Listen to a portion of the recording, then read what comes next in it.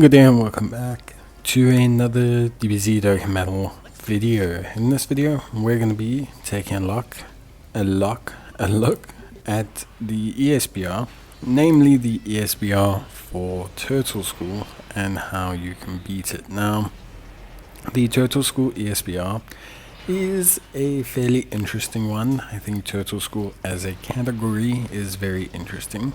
Turtle School has two major leads, as far as I'm aware. The AGL LR Goku, who's interesting. Him and that Gohan both need an easy A and an animation update, if I'm being honest. And the Strength Master Roshi. Those are kind of the two major leads for Turtle School. Now, if you have them, that's great.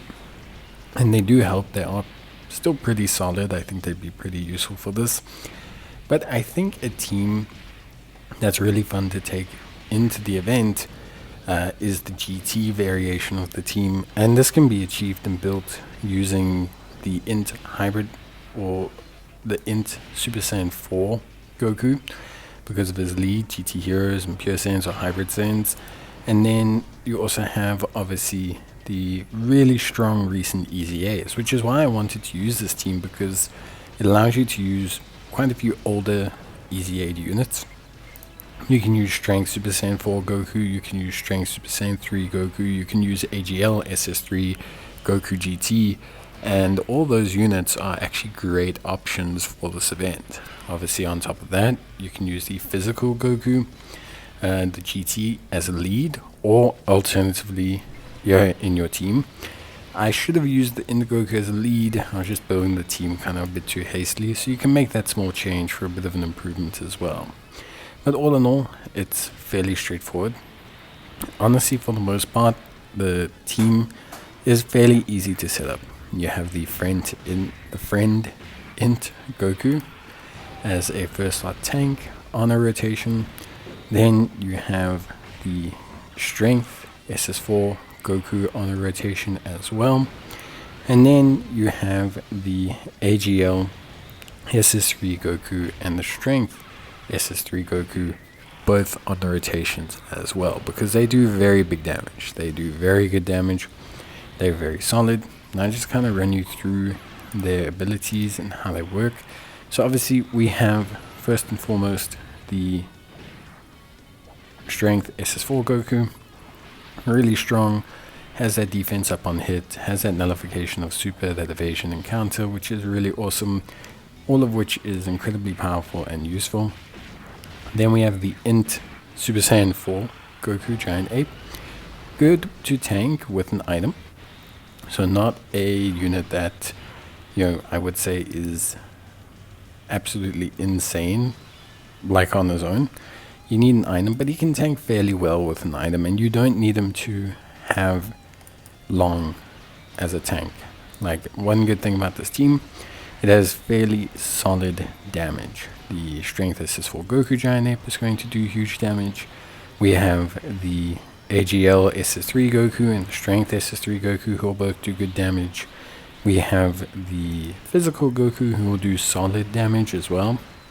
So overall, we do have some very good damage output, and so you don't need the Int SS4 Gokus to do damage. I would only tank with the one, largely because I think the Strength SS4 Goku is as good a tank, especially without items. He's a better tank, and that nullification comes in handy. Also, you don't want to push too much damage onto rotation. You want to keep as much damage as possible. The key to ESBR is to take the units and have them focus the certain targets. So we always want to be able to focus certain targets. We want to be able to do solid damage with them, and so we make sure we do that. Obviously, as well, we also want to consider having the AoE attack go off. So like I said, the Dokkan attack, you're going to want that to go off for sure. That's going to make things a lot easier if you can get the Dokkan attack to go off in the kind of second or third phase. What's great is that if you do have the Dokkan attack going off and you use an item like a Nurse Chi-Chi, it augments the damage even more. Because the thing is the Nurse Chi-Chi lowers the defense of opposition, and then you do even more damage with the all-out attack, which is very, very, very, very potent. So there's a lot going on for me, for sure.